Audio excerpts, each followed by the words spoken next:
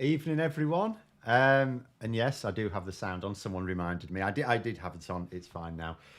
So we're going to be discussing today the reshuffle that was supposed to be happening quite soon. And now, although there will be a reshuffle, we're told by the Telegraph, it's not really going to be a reshuffle that we sort of thought it would be. Rishi Sunak seems to have pulled back. So I want to discuss that because it's actually quite interesting.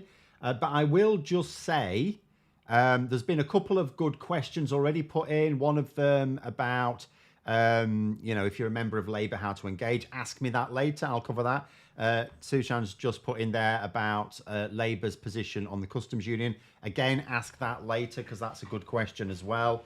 But to begin with, I just wanted to go over this thing about and I will, couple of bits of admin. By the way, Viv, yes, the charges should just be monthly. That's it. I don't have anything else, any funny business there. And also, I will just say I am without my normal internet. It's completely knackered. The engineer's supposed to be coming on Wednesday, so I'm on the backup, which is rubbish, but better than not working at all. So if you see any buffering, we did have some on Wednesday. That is why, I'm afraid.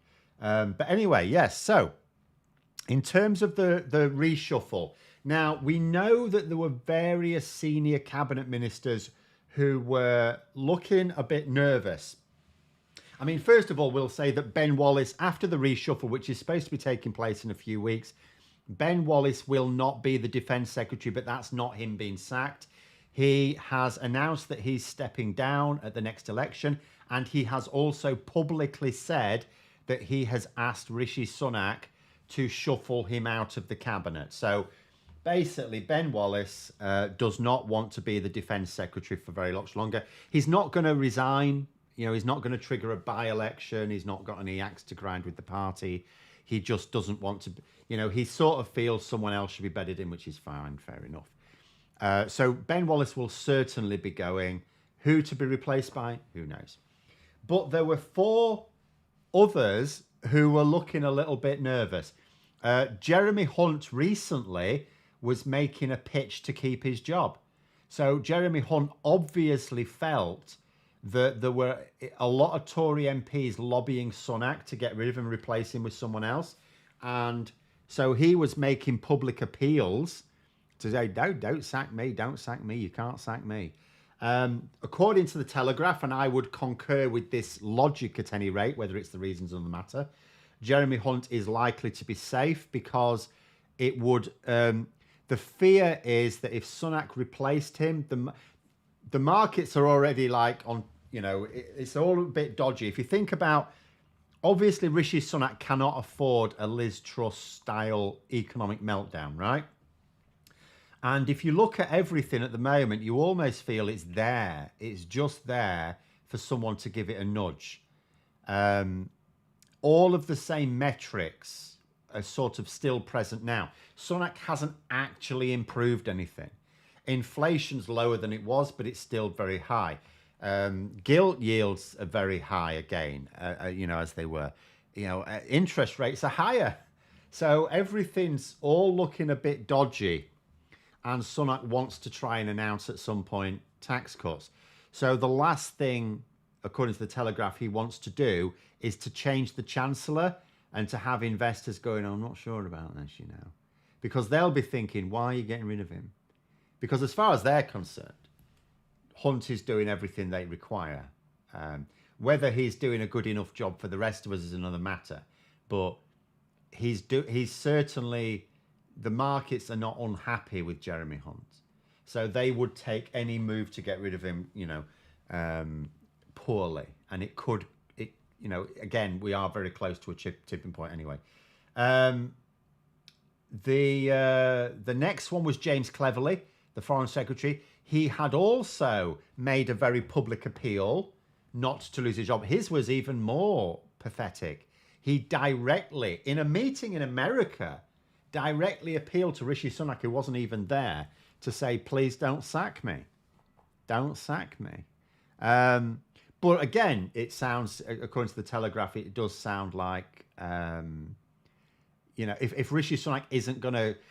the emphasis apparently we're being told is to shuffle out people who've said they're going to step down.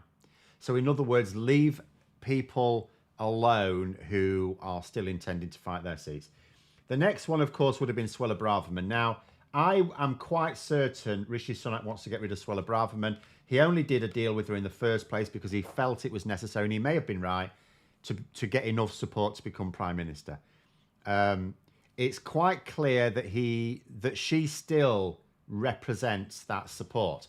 I thought just because she's been so incompetent, and she has been truly, it's not just that she's a terrible Home Secretary because she's pursuing terrible policies. She's making an arse of them. She's making a proper arse of them. And I thought maybe her backers, her supporters would decide that maybe someone else amongst their faction would be a better champion for them. That Suella Braverman is not just too insane, they don't seem to mind that, but actually incompetent. But it sounds to me like whatever support she brought, she still retains. And then the final one is Theresa Coffey, because she, again, useless, politically useless. She's not one of the idiots as such, but she's not doing them any favors. I mean, what's she doing? Like, I don't know whether anyone's just seen the news, but we're no longer monitoring water quality every year like we used to. So the government have said, "Oh yeah, we should absolutely monitor. We should publish results on what water quality is like. Absolutely, yeah. We'll do it in 2025." So that's the latest news. We used to do it annually. The last time we've done it is 2019. We sort of know something's amiss because actually in 2019 the results were pretty bad, and we were still in the EU then. We know it's way worse now, because how can you not be aware it's way worse now? But what you want is data. You want some scientific monitoring of the process. And we've been told, when can we expect it? 2025. Oh, so when you're not even in power anymore. Well done. And all Theresa Coffey has done to calm the public down, because this is a serious issue, by the way. It sounds like it wouldn't be, but actually for a lot of these moderate conservatives in the Tory heartlands, things like this, water quality, is actually a big issue.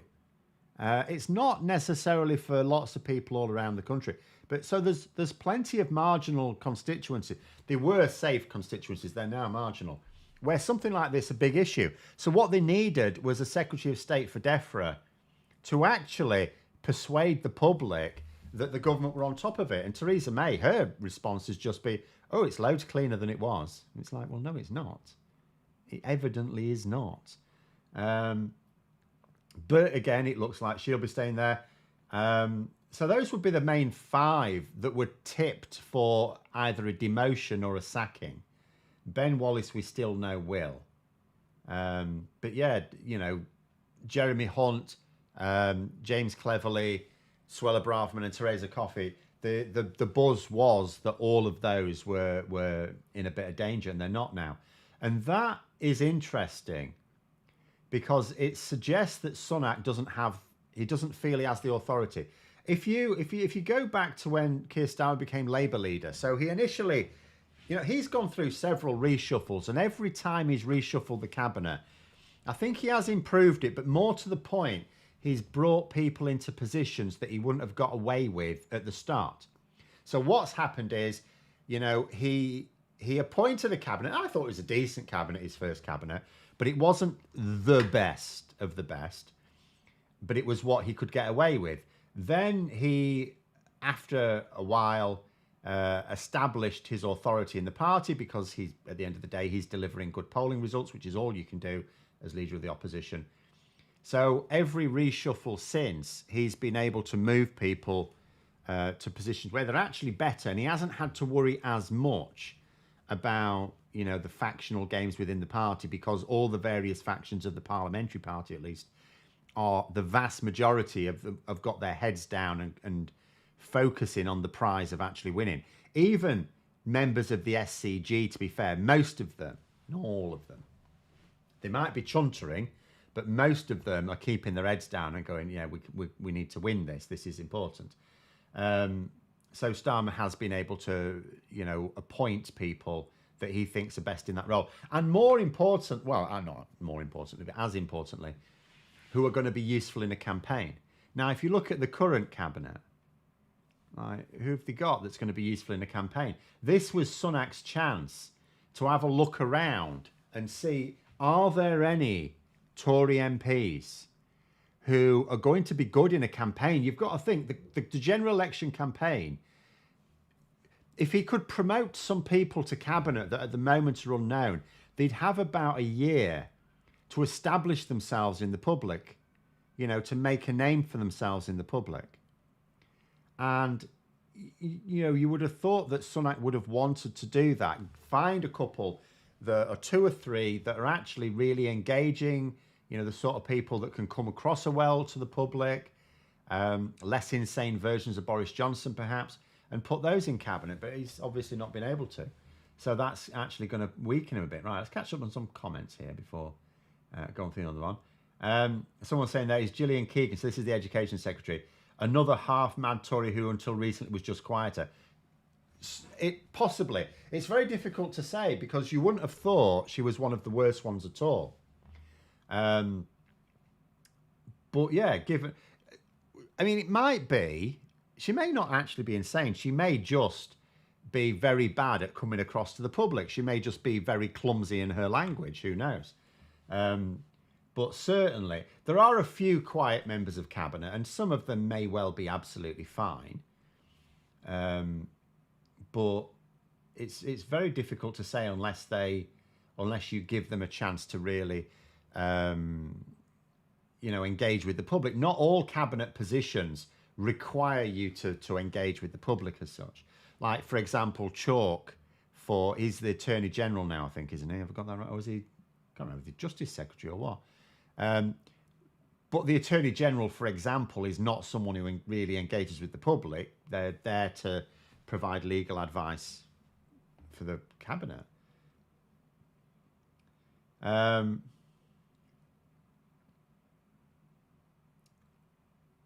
anyway, if he makes Rees-Mogg our next Defence Secretary, do I think he'll reintroduce cavalry charges and chainmail? Oh no, I don't think he goes that far back.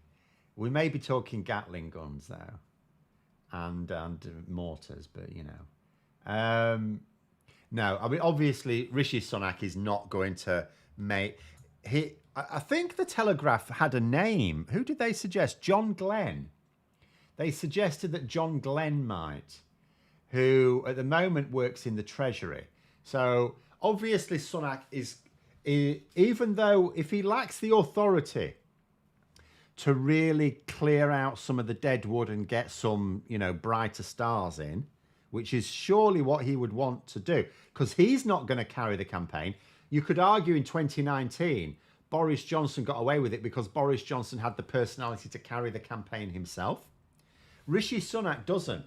Rishi Sunak needs some campaigners. And I look in cabinet and I think, I actually can't really identify any of them. Can you? Is it just me? Do any of them, regardless of their politics, do any members of the cabinet actually poll well with the public? Do they come across well to the public? I'm not sure that any do. Yeah, Chalk's at Justice. Yes, I thought it was, yeah. I just had in my head for a moment Attorney General, but it's not. I can't remember who is the Attorney General now. This Gillian Keegan. Her point has some truth in it, but you shouldn't generalise it that way. Never finished my uni degree, but still working the job I targeted. Nobody asked about that degree. The thing is, it's the issue I had with her comment. For those who don't know, she said, "Don't worry about your A-level results. No one even." It's like she was suggesting they don't even matter in 10 years' time because no one asked about them, but they still matter. They still matter. My A-level results have always mattered to me. In fact, actually, even when you go for a job as a teacher, you don't just. They want to photocopy your qualifications, right? They don't just want your teaching certificate. They don't just want your teaching certificate and degree. You have to turn up with your A-level results as well. In fact, they even, unless they've changed it very recently, the last time I applied, even wanted my GCSE results. But it doesn't matter whether people ask for them or not. They still matter. Because if you're doing A-levels, it's there might be a small number of people who do A-levels because they just They're at a point of their life and they don't actually know what they want to do, so they stay in full-time education. They've got the GCSE grades to do A-levels, so they do A-levels. Okay, there are some like that, okay, of course there are. But it's a very small number. Most people who are doing A-levels have a specific purpose in mind for doing the A-levels. And it could be a job, and it could be apprenticeships, and it could be a degree. But whatever it is, they need those results.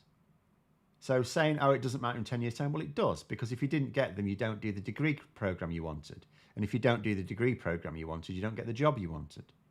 So, of course, it matters in 10 years' time. It was a ridiculous thing to say. But the point is, it doesn't,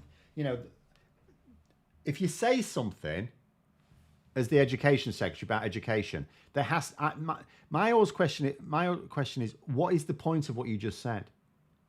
Like, what was the point supposed to be? You don't just randomly say a thing just because technically it's true. It's like, what was the point of it? The point of it, presumably, was to tell students who were not getting the results they wanted that it didn't matter. Well, of course it matters. Of course it matters, because they can't go on to the next thing now.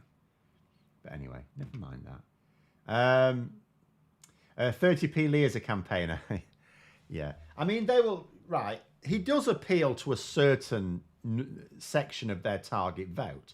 So they will deploy him there. But what I would say about Neanderthal is that he hasn't really done much, has he?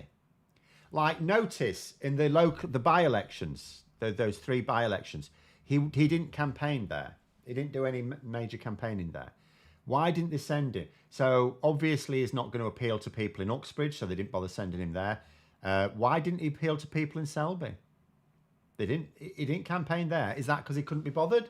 Or is it because he wasn't deployed there? And if he couldn't be bothered, why will people think he'll be bothered come the general election? Because I'll tell you something, in the general election, his own seat is under threat. And I'll tell you this, if Lee Anderson is... I don't know whether Lee Anderson thinks he can win his seat or not. But I'll tell you something, if he does think he can win it, or if he thinks he needs to win it, he's not going to be campaigning around the country. He'll be campaigning in his own constituency. That's where he will be. Because if he decides he wants to win his own seat, that's where he'll need to be. So I don't think they're going to get any use out of Lee Anderson. What Rishi Sunak needed to do was to promote some people to cabinet who would be good campaigners and are in safe seats, so they're not worrying about their own seat. Like, I mentioned, I think, was it last week I mentioned something about Steve Barclay. I mentioned on one stream about Steve Barclay, the health secretary, and how he's like, basically absent. You don't really see him. I mean, this week we've seen a bit because it's been NHS week, but we don't really see anything of Steve Barclay. And someone said to me, yeah, it's because he's in his local constituency all the time because he's looking a bit ropey there. So he's not actually doing anything, that's why. Might we see someone brought in from the Lords like Frost was, if there's a lack of talent in the Commons for the defence position? That is an interesting thing, Walt. Do you know, because I was reading something else recently. Rishi Sunak is actually struggling to get ministers from the House of Lords. Yeah? He's actually struggling. So no, it doesn't sound to me like that's going to be an easy thing at all. Bear in mind, right, so if you are a member of the House of Lords and you're in the government, you don't really get paid, right? And if your work requires you to travel, say, as a minister, then on the day you're travelling, you can't be in Parliament. So now, members of the House of Lords, they do get paid, but only for attendance. So you don't get like an annual stipend or anything. You get it for per day you attend, right? So if you're a member of the House of Lords and you're made a minister and you have to go to Glasgow or something to meet with some people as part of your job, you're obviously not going to be in Parliament that day. You don't get paid anything. You'll get your expenses, of course, but you don't get paid anything. So, I gather from an article I was reading, I can't remember where I was reading, it'll have been either the Times or the Telegraph. They're the ones who talk about these sort of things. So I gather actually Sunak is struggling to be able to appoint people from the House of Lords to various ministries. So he's basically stuck with MPs, from what it sounds like to me. Because the issue is that a year before an election they're likely to lose. What's the benefit to those peers? they're not going to get any money for it, and there's like no long-term like contacts to make or anything like that that are going to be useful to them because they're out on their arse in a few months, well, in a year or something. John saying there, FT says Labour going back on workers' rights. Why? Well, they're not. It's not. I'm not saying the FT have lied about it.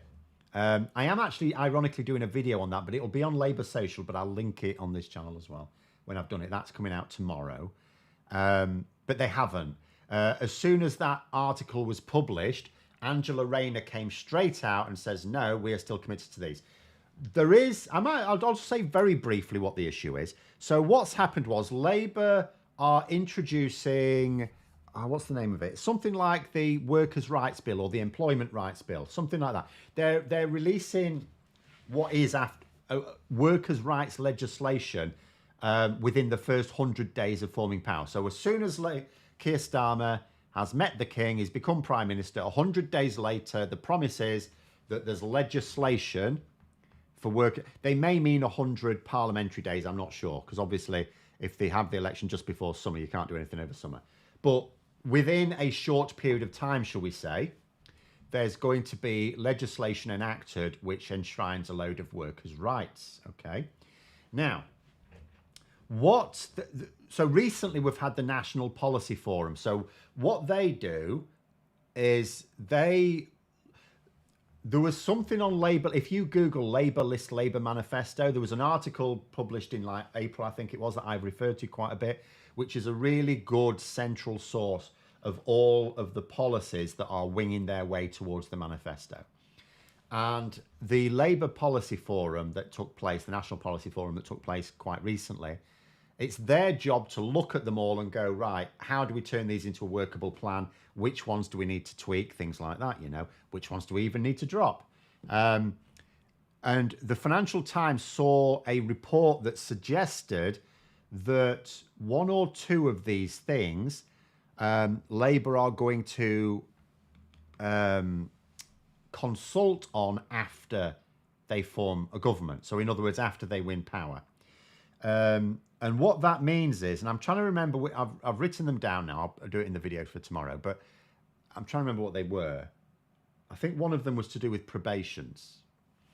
But what that would mean is they will not go into that Employment Rights Bill or Workers' Rights Bill, I can't remember exactly what it's called offhand, which means it'll happen later. And obviously there's some people going, oh, why aren't you doing it straight away then?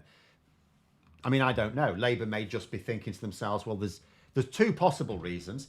One is Labour may think to themselves, well, we need to get this right, so let's consult on it afterwards. They're still committed to it. Angela Rayner made it clear, no, we are still going to introduce this. It's just that it might not be straight away, but it will still be in the first Parliament. The other possibility, and this is what the Financial Times hinted at, the other possibility is that Labour may have identified a couple of aspects of their workers' rights legislation that the Tories might use to attack them with as being anti-business. So it might be that Labour are trying to neutralise that by saying, on a couple of areas, we're going to have a consultation on it to see how best to do it.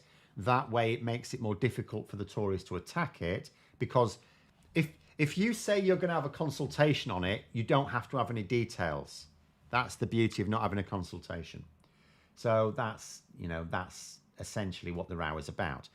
That being said, every single one of the workers' rights that Labour had a policy on a few weeks ago, Angela Rayner has said is still their policy. And she's not just speaking as deputy leader. Workers' rights, this bill is part of her remit. So she is basically the shadow minister in charge of it anyway. So she's not speaking out of turn. Have I seen the latest polling that female voters are more likely to vote Labour? Absolutely, I shall be doing a video on that. The reason for that should be fairly obvious, I think.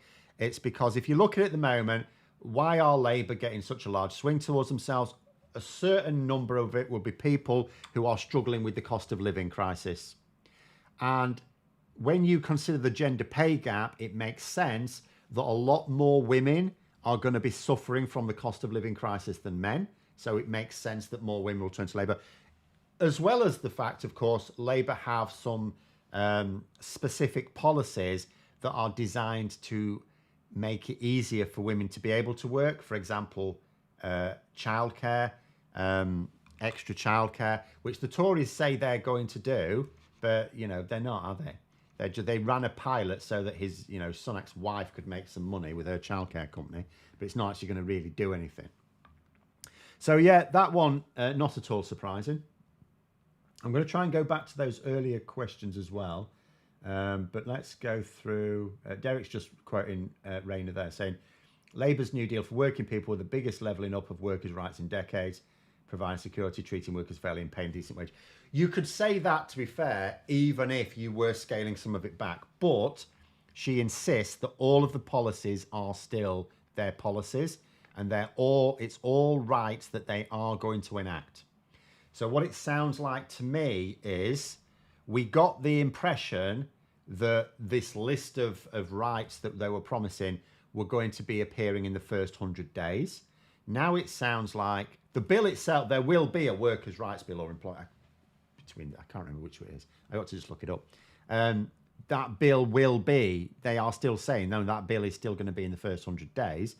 It's just that there was one or two elements of it that we thought were going to be in the bill, which Labour seemed to be saying, assuming this leaked document is accurate, which it, I think it probably is, because Unite have said the same thing. They're now saying we're going to consult on it. Now that's not we're going to consult on it to see if we do it, because Angela Rayner said no, we're still doing it. We're just going to consult on how we're going to do it. So it is still going to be a manifesto commitment. So I think the only reason to complain would be, okay, you would have wanted it earlier rather than later. Fine, that's fair enough.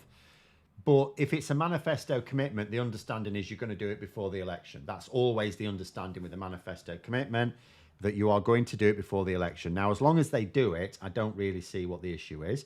And if someone says, well, I don't necessarily trust them to do it, well, it's like, so why do you even care if it's in the manifesto then? Because if you don't trust them anyway. So I would look at it and think, if Labour are insisting that they're still going to do it, you have to take them at the word, or not. But, putting it in the manifesto, getting them to, you can't sort of say, oh, well, they should say that it's going to go in that bill, because they say they're going to do it anyway. Does it matter? The probation services need major overhauling. Everything needs. Is there anything that doesn't? Really? Is there anything that doesn't? But there you go. Oh, yeah, Derek's referring to the thing about the probationary things there. I think that's one of the sticking points. So at the moment, so people who are on a sort of probation for some reason don't really get proper workers' rights. And some people are on probation for like up to 2 years, which is ridiculous. If you can't tell if someone can do the job, like for some jobs you may, I've been in teaching jobs where I've had a probation period of like 6, usually don't have one at all. But I remember, actually, ironically, it was in the early days of Labour, so maybe it was a hangover from the Conservatives and Labour got rid of it, who knows. But earlier on my career, it was not uncommon to have a 6-month probationary period. I think the idea was, so if they wanted to get rid of you, they didn't have to pay you some, because normally what happens in teaching, of course, if you go and get another job for the following year, starts in September, well, the other school's paying you over the summer holidays and you're not doing anything for them. So I think it was to do that, so they could get rid of you, so they didn't have to pay you summer pay. But the idea that you could possibly have someone on probation for 2 years is a nonsense. If you can't tell if they can do the job long before then what you're playing at. So what Labour have said is, no, you should have some basic workers' rights from day one. So even if there is a probationary period, from day one. And also, the other thing Labour are going to knock on the head is this notion of you work for a company, right? But it's like, oh, you don't work for us, you're self-employed. Oh, does that mean I can go and do work for other people? Oh, no, you have to work exclusively for us. You have to work exclusively for us, but you're not employed by us, you're self-employed, so that you lose a load of rights. So Labour are knocking that on the head as well. And that is a trickier one, to be fair. But at the same time, they are saying, look, no, only the genuinely self-employed will be classed as self-employed. But there we go. But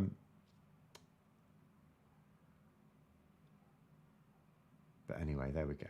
Right, there was a question early on from Tushan about the. Do ask if you asked a question earlier, by the way, I'll try and catch it now, about the customs union, because it's quite a good one, saying, when I did a video recently about, going in the right direction, and he said there about Labour ruling out joining the customs union, isn't that step one of going in the right direction? It isn't. It is something that, in theory, if it were politically doable, you can do quite quickly, I think. But it is not the first step. No, the first step is aligning with the EU. And also, just agreeing deals with them, becoming a good faith partner. At the moment, the UK government is a bad faith partner. And I know a lot of people who are interested in British politics will look at it, well, Labour are very different. Surely the EU will respond very differently to Labour. And people in the EU Commission will, absolutely. But the wider EU won't, because they don't know them. It's like even politically interested people in Britain couldn't necessarily tell you about the various different political parties in France or Italy or Spain or Belgium. And the same applies in reverse. We might think because we've got very exciting politics, it shouldn't be exciting like this. But because we have very exciting politics, everyone in Europe must know all about it, but they don't. They don't. So as far as they're concerned, the UK government are arseholes. When Labour become the UK government, they're still of the opinion that the UK government are arseholes, right? So Labour have to sort of work on that. And there's plenty they can do. Like, I would think, for example, they should be adopting the Mediterranean protocol,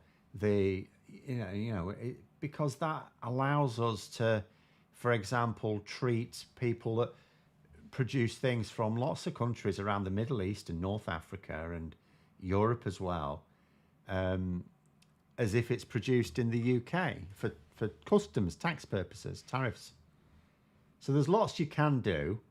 I will say, though, on the customs union, I understand their position on joining the EU because they can't do it anyway and it's very divisive and they're trying to avoid being divisive. They want to sort things out behind the scenes. So I get that. There's no way that Keir Starmer could be the Prime Minister that leads us back into the EU anyway. He's not going to be Prime Minister for that long, right? I'm not saying that he's only going to be for a few years. He's not going to be Prime Minister for long enough for us to actually rejoin. The single market also, if you're going to rule out joining the EU, why not the single market as well? Because there is no legal way to join it anyway. We could create one if we could negotiate a method of doing it with everyone involved, but there isn't one that exists. The customs one for me is the one I don't know about. It's like half of me wants to give Labour the benefit of the doubt, because at the end of the day, it's hard not to give them the benefit of the doubt when they are doing so well in the polls. They must, because I keep saying they have access to polling that I don't. The polling we see published on is a very blunt instrument if you're trying to really nail down how to win a first past the post election, because overall public opinion doesn't matter. What matters is certain types of voters in certain seats, a minority of voters in a minority of seats, a small minority of voters at that. So it is tricky, and we don't get to see that polling. Labour do. Labour commission that polling. The fact that they're doing so well in the polls suggests that they're listening to it and analysing it properly. So I give them the benefit of the doubt. At the same time, I also know that in some areas they are demonstrably timid, I think is the nice way of putting it. Shit scared is another way of potentially putting it. The Labour leadership is absolutely terrified of doing anything which might be seen as risky, to the point where there are some things they're avoiding doing which aren't risky at all.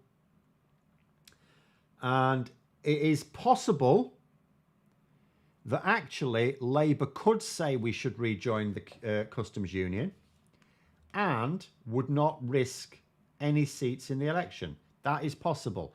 I don't know, because I've not seen any polling that they will have carried out which will have informed them of that.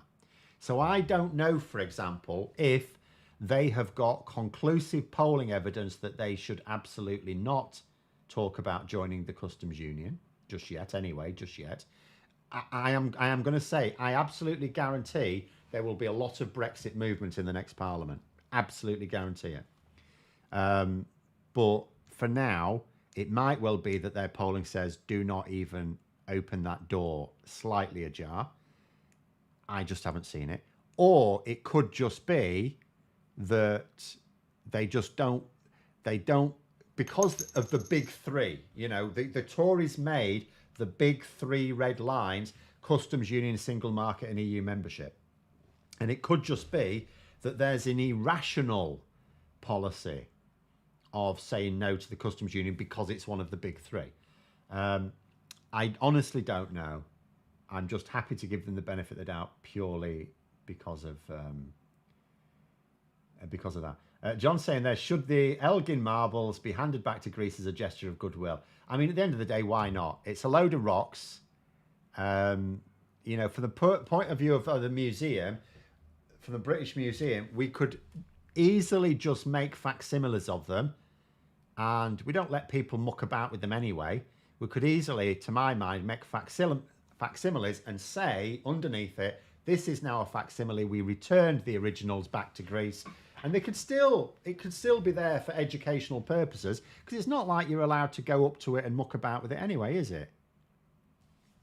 From memory. So because, you could look at the situation, like in most museums, there's a load of stuff that was nicked from someone in museums around the world. And the British Museum, of course, has an awful lot of exhibits that were basically taken while someone else was invading that country. Like in the case of the Elgin marbles or Parthenon marbles, whatever you want to call them, it wasn't like the British Empire. It was it the Ottoman Empire that had invaded Greece at the time? But some non-Greek government was in charge, so it wasn't technically stolen. He had the permission of the government at the time, but the government at the time were invaders, right? So, I do think we should return them. I think it's an unnecessary international row for what? For rocks, pissing rocks. Like I cannot tell you how many geology teachers I have irked by just sort of saying to them when they're because I'm interested in lots of fields of science, right? I'm very interested, but there are a small number of scientific fields which I have to confess I have no interest in, and one of them is rocks, right? And so if I don't even care about rocks from a scientific point of view, then I certainly don't care from a political point of view. Just if it's kicking up that much of a stink, make a facsimile. You still have your display. You've still got your educational information there. Give them back. But anyway, right. One angry pagan saying that, Phil, what have been the results of Labour MPs talking to the EU been so far? Have they managed to get good points across between them? Who knows? Because we don't get to find out about that. We know that they're regularly visiting Brussels. David Lammy's been there a few times. A few others have as well. We know that they have established lines of communication. We will never see the result of it until Labour are in power, right? But at the same time, we're still going to have to do, ultimately, we're not going to get any special deal. We're still going to have to do what the Conservatives would have to do if they wanted a deal, which is to work out what the EU wants out of it. See, there's two sides to it. It's like a double-edged sword, the pragmatism of the EU. People will say, oh, the EU don't want us back anymore. Well, yes, of course they do. Next month we're going to have 2 MEPs explaining that actually the feeling in the EU Parliament is, yes, they do want us back, but they want us back not as we are now. We've got some work to do. But the flip side of that is they are pragmatic, so they don't hold grudges. The EU Commission, individuals might, but the EU Commission don't. They're pragmatic. But at the same time, that also means that if we want something from them, they want something from us. So we have to be all... And we know what... I mean, I said, before Labour actually announced it, I said the obvious thing to do was to have security deal talks in parallel with trade deal talks. And then, after I'd already said that, Labour said that that was their plan. It's the obvious thing to do.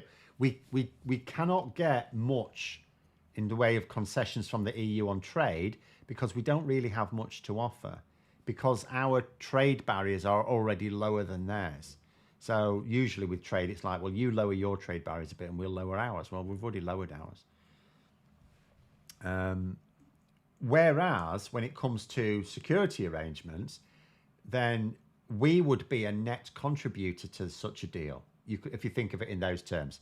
So it's like, well, if we're going to be a net contributor on that, and we want the EU to be a net contributor on something else, twin those talks together. The EU probably won't want to twin those talks together. So there will lie the negotiating skill of Labour. Are they going to employ the right people to get those talks going?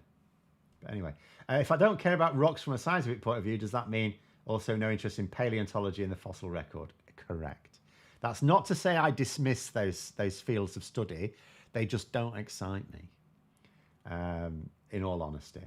It's not that I dismiss them. It's not that I'm sort of trying to say, oh, they're not real science. They're not important. They are incredibly interesting. They're just not to me. Everyone has their little blind spots. For me, my blind spots are rocks and electronics. I used to love electronics, by the way. Absolutely loved it. Now I hate it. So those are sort of the two fields of science I really don't get on with. Don't like. It's not that I'm ignorant of them, but I've never really felt them. Like I've never, electronics I did at one time and then I went off it. But since, shall we say as an adult, I've never sat down with a book on either electronics or rocks, just to read out of interest. Whereas I have in lots of other fields. There's even now I will still occasionally read a book on some field of science, but it will never be those two. But there we go. Oh, it was the Turks. Wasn't that the Ottoman Empire? The Turks flogged the Parthenon, who were in charge at the time. I think someone correct. I'm not a historian. I think that was the saying I'm a creation. I'm not a creationist. I understand paleontology. I just don't have any interest in it. It would be a goodwill gesture to send them back. It would. Well, the thing is, if you view it as a goodwill gesture, that's actually an argument not to send them back. It's an argument to send them back when we need something from Greece, like joining the EU. So actually, if you're going to talk about it as a goodwill gesture, strategically, you would say to keep them until we want Greece to do something for us. Whereas I would just say give them back because, do you know what? It's irritating to listen to people argue about rocks. They're rocks, for goodness sake.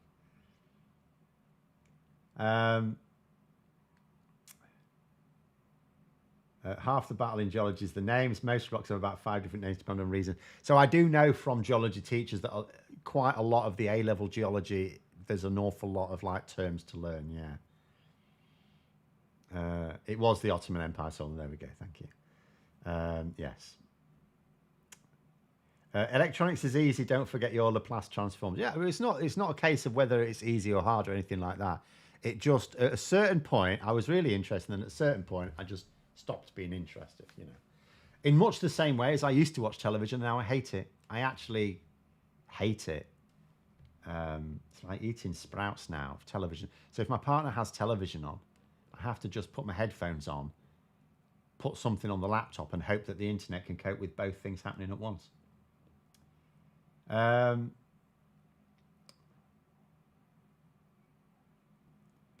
Will a Labour government stand up to America rather than the UK being their puppet? It's one of my gripes with Blair. I doubt it. What I would say at the moment, though, is that America, under both Republicans and Democrats, at the moment internationally is fairly non-interventionist. They're mostly worried about China, and they're not going to declare war on China. So as long as America don't decide to have a beef with a country that's weak enough to be invaded, then we should be fine. But no, I very much doubt that the UK will ever actually stand up to America, because especially now, where we need every alliance we can get, we can't afford to piss anyone off. And as I say, I can't see anything on the horizon where we could get into trouble with America, because I don't think they're going to ask us to invade anywhere. So we should be fine.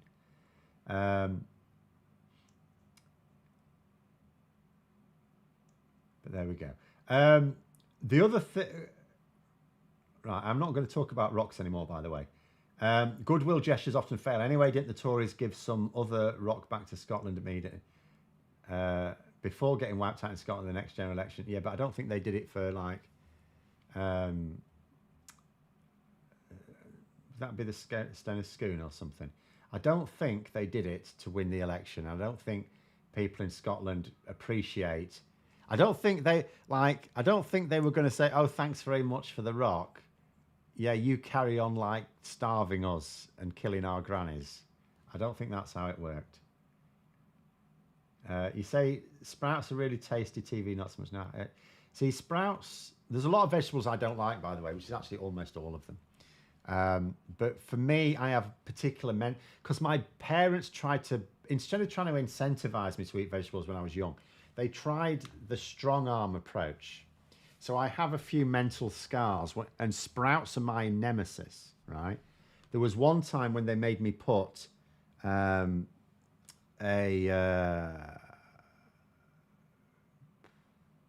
was it now? A sprout in my mouth and go to bed, or go to my bedroom specifically, and said I wasn't allowed to spit it out or anything. I wasn't allowed back down until I'd eaten it. So I was a well-behaved boy. So I didn't spit it out. It was horrible. But I also wasn't going to eat it. And they found me apparently asleep with this sprout in my mouth upstairs. After which they gave up. And then there was the cooked carrot incident. So my dad, I was about 6 or 7 by this point. I think I might have been 6 years old. And my dad had decided he'd had enough of this vegetable malarkey. So he got my mum to make a plate of cooked carrots, and he sat me at the kitchen table and says, right, I'm going to sit here. You're going to eat all of those. I'm going to sit here watching you. Again, I'm a good boy. I didn't scream or have a tantrum or anything. So I took a mouthful of the carrots, chewed them a bit, swallowed them, and then was sick over the rest of the carrots on the plate, after which my dad gave up on that one as well. Oh, in fact, John's going for the full Monty here. Sprouts with shaved walnuts and bacon larders. Now, here's the thing, right? I have cooked sprouts for other people, and I'll tell you how I will do them. I don't boil the crap. Well, I do parboil them, and then I will fry them in garlic. People like that, but I won't eat them. But I also hate walnuts. So if you put shaved walnuts in, that's just another reason not to have them. But there you go. Can you tell it's silly season with sprout chat? Yeah, it is. I'm afraid it is. Political news it is weird. It's very strange to have a slowish August. We haven't had one for years, but there we go. But yes, I should stop talking about sprouts as well. There was a question at the beginning. I've remembered what it was. I can't remember who asked it, I'm afraid.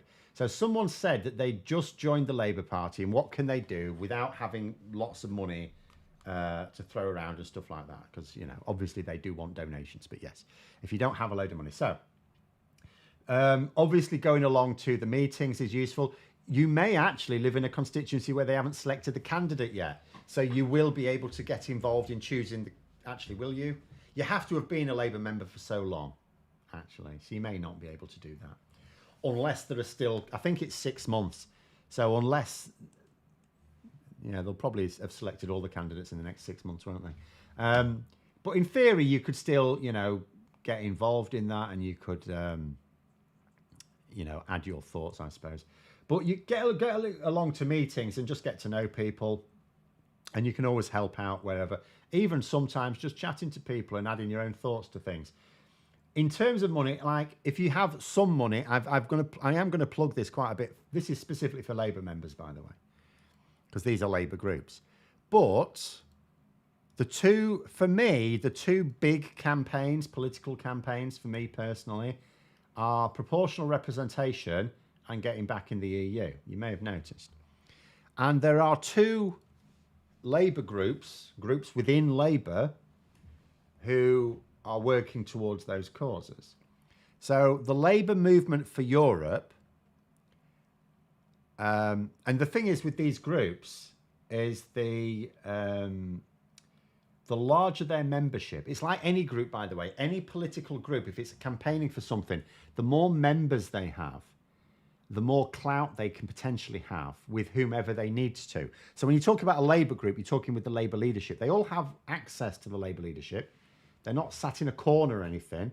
They all get to talk to Keir Starmer every now and then. But the more Labour members they represent, the more frequently they get to do that. So the Labour member for Europe, the Labour movement for Europe, theirs is an annual membership of £19. So that's £19 a year, which is just under £2 a month. The Labour campaign for electoral reform, both of them have multiple plans, by the way, if you want to donate more. But the cheapest for Labour movement for Europe is £19 annually. That's annually. For Labour campaign for electoral reform, their cheapest is £10 a year. So you could, it depends on how much money you've got, of course. But if you've got £29 a year, which is just over £2 a month, I would suggest joining both of those, because the more, and I'm going to keep plugging that quite regularly, because really, we need an external campaign. We need external campaigns to get public support, but we also need the campaigns within Labour. And the more members they have, the more power they have. It's really that simple. Do we still get Brussels sprouts now we left the EU? Do you know what? Interestingly, Morrison's got themselves into a little bit of a spat. So I think this was, I can't remember whether this was when we just left the EU or when we left the single market. I can't remember. But I remember a story where Morrison's was selling them and they didn't call them Brussels sprouts, they called them British sprouts or something. Which might be, they may have been grown in Britain, but there was a bit of a backlash going on that. Well, why you changed the name then? Oh, we didn't mean anything by it. Oh, really? So Morrison's very much where I am. It's like a north of England supermarket. So they were probably trying to appeal to, the Brexit crowd, I suppose. So yeah, I don't know whether they still do it. Should I have a look? Morrison's. They may have changed now. I know they still sell Brussels pate. Oh no, they're called Brussels sprouts again now. I'm just looking at a photo. Yeah, Brussels sprouts. But there was a little thing. Let me see if I can find it. I do know there was a news story where they were caught, they'd changed the packaging so it said like British sprouts or something. They'd taken the Brussels away, and it was either when we'd just sort of left the EU or we'd left the single market. I can't remember if it was 2020 or 2021, but there we go. Yeah, sprouts and marbles chat, so August. It does happen a bit, actually, I have to say. I am very easily distracted. M saying, think sprouts are okay personally, but they're only brassica alley. They're the only brassica alley, which makes them a sort of idiosyncrasy. Yeah, well, everyone, people do their own thing. As I say, I was going to say I've happily cooked them for others. I won't say happily, I don't like the smell. But I have cooked them for others. I will cook them for others. I just will not eat them. They will go at the opposite end of the table to me. But they're always nice see, the reason I will offer to cook them is because when people make them for themselves, they just boil the crap out of them. And I just think, well, if you're going to eat them, can you do it properly, please? I do hate it when people just boil the crap out of vegetables. Is it rice? Well, stop boiling the crap out of it then. Whilst rejoining the EU and implementing PR is important, Labour needs to eventually reverse the 1980s neoliberalism. Right. First of all, I'm going to keep saying this every time someone says neoliberalism. Neoliberalism has not been in force ever since the 1980s. But the way you get that, we have it now, obviously. I say that, it's actually really weird. Ever since Boris Johnson, it's been a bit weird in terms of whether we do or technically don't. But we certainly have conservative governments who want it. What I would say is that the vehicle to that is PR. Right, because think about it. So let us say Labour were to embark on an ill-advised programme of rapid nationalisation. In other words, requiring borrowing, right? Tories come back in, sell it all off again, and we're still lumbered with the national debt. That is the problem with it. That's why if you do nationalisation, you have to do it cheaply, like Labour are proposing to do. You do it on the cheap. And even then, there is nothing to stop the Conservatives reversing it all when they come back in, selling it all off again. Keir Starmer talking about Great British Energy, right? Great British Energy. What will happen when the Tories come back in? It'll still be called Great British Energy. It'll be privatised. The trains, we're going to nationalise the trains as and when their contracts run up. We'll just take them into our own control. What will the Tories do when they come back in? Privatise them again. Don't matter what Starmer does, don't matter what Labour do, don't matter what they do. Doesn't matter how much they reverse privatisation in various sectors, the Tories will just privatise it all again. How do you stop it? You identify the fact that if you look at lots of all the different political parties active in Britain, not a lot of them are gung-ho about privatisation like the Tories. Lib Dems don't mind a bit of it. The Lib Dems don't mind a bit of it, but they're not going to... They're not in favour of what the privatisation of our public services became. So how do you do it? You stop the Tories getting 100% of the power. How do you do that? PR. It's the only way. So actually by delivering PR, because the problem with Labour at the moment is they'll sort of recognise that it's going to be really hard to stay in government if they adopt certain policies. Whereas if you have proportional representation, you not only completely change the electorate, but you also completely screw the chances for the Tories. I was talking to this with Graham. It may have been on one of the streams we did yesterday. I think it was. And I was looking, 2015, right? 2015 was a real outlier in terms of general election results. If you were to add up the vote share of the Conservative Party, UKIP, and the DUP, so three parties who might reasonably have a lot of crossover with each other and therefore might reasonably form a coalition, they had 50.1% of the vote. Technically a majority, right? But it's not a large enough majority to be able to ignore any rebels. And those parties all have their own internal rebels and would have rebelled against each other. So even in 2015, they still wouldn't have been able to form a stable government, even with that. And that was, no other year has that ever happened. No other year has there been over 50% of the vote going to what you would say are right-wing parties like that. And yet, and that was a real out. And also bear in mind, if we had proportional representation, the Conservatives wouldn't get as many votes as they get anyway. Neither would Labour, because there are people who would let's pick on the Lib Dems because they're sort of in the middle. Well, they are in the middle. So there are people who would, if they had a real choice, vote Liberal Democrat, but because they vote pragmatically, some of them will go, well, I prefer the Tories to Labour, so I'll vote for the Tories, and some do the other way around. So, but those ones who vote Conservative when they'd vote Lib Dem if the vote mattered, so the Conservatives' vote would go down anyway if we had PR. So that's how you do it. If you want any policy, even reversing Brexit, like PR for me is on the top. It's the top of the pyramid. It's the capstone. Because if we had PR, we would be able to rejoin the EU much more quickly, way more quickly. Because anything, if you have PR, anything for which there is a majority support it's not certain, but it's much more likely to happen. Because PR has to take account of more, like at the moment, Labour have got like 2 target voters that they're trying to really appeal to. Under PR, there's so many more.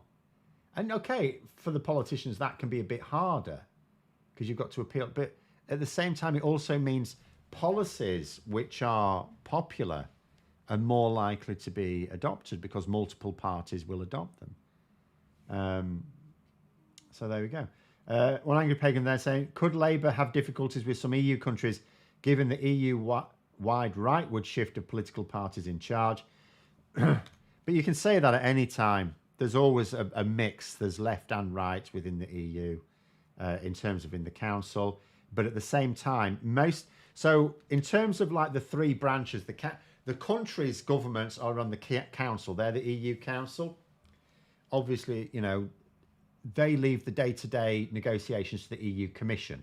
Now, if the EU Commission, and some of what the EU Commission come up with only needs to go to the Parliament anyway. So the EU Commission come up with something that's good for the EU. Which government or MEPs are going to say we don't want that? Because their own business, that's what I mean. We need to make sure we offer things that their own businesses and lobbying groups within those countries want. So I actually don't see it as a major issue. There are always, of course, national squabbles within the EU, and smaller countries often get things by being difficult with like agreements. And it could well be that at some point in the future, we're negotiating a major agreement with the EU on something, and one of the smaller countries, makes an issue because, like Hungary, for example, because it wants, it wants something in return. But that sort of horse trading happens all the time. Who would write a constitution that barred privatisation? You wouldn't be able to.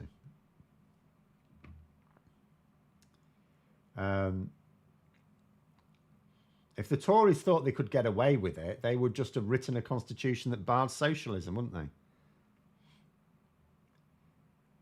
Is liberalism kind in the middle in politics? Well, liberalism as a term technically just means, it's in terms of like freedoms rather than being economic. So it's as the term means, it's about liberty rather than authoritarianism. But the Liberal Democrats and Liberal parties do tend to be economically very slightly right-wing.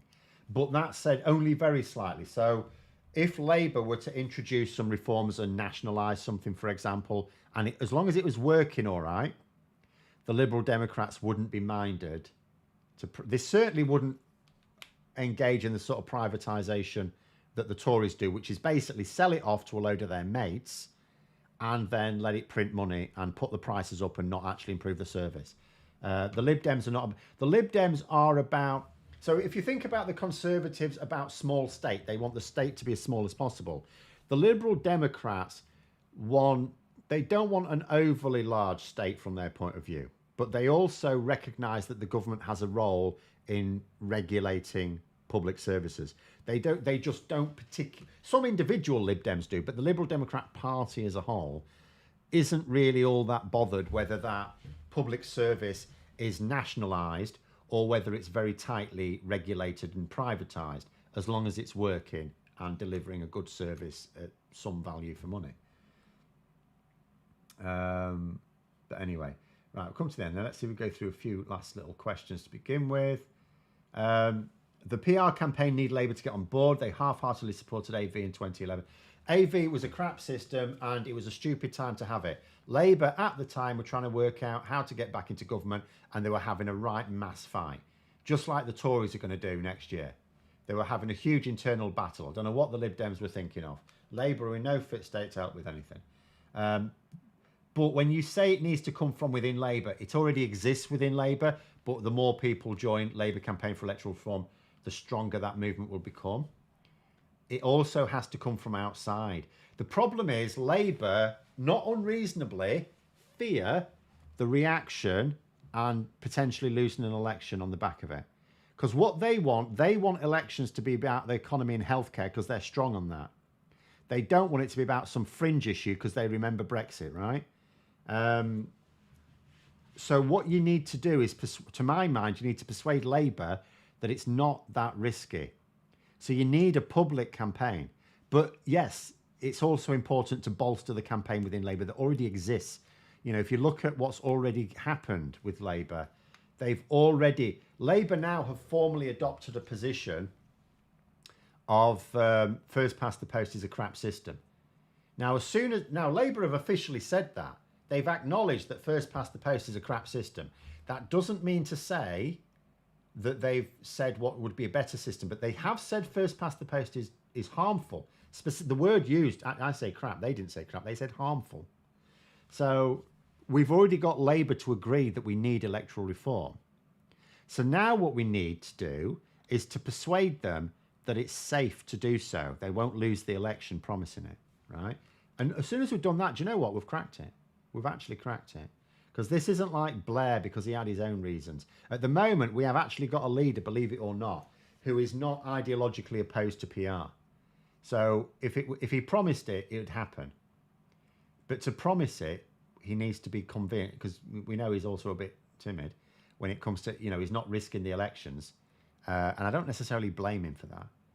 But we need the public. We don't have a public campaign. There isn't one. It doesn't exist. until an average member of the public on the street can tell you about the PR campaign, it doesn't exist. Until they know about it, it doesn't exist.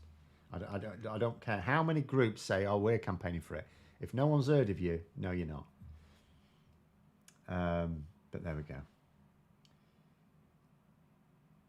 Will Labour try to introduce ID cards again like Blunkett did? I don't know. I suspect not. At the same time, something's going to have to be done about the voter ID. Something needs to be done about that.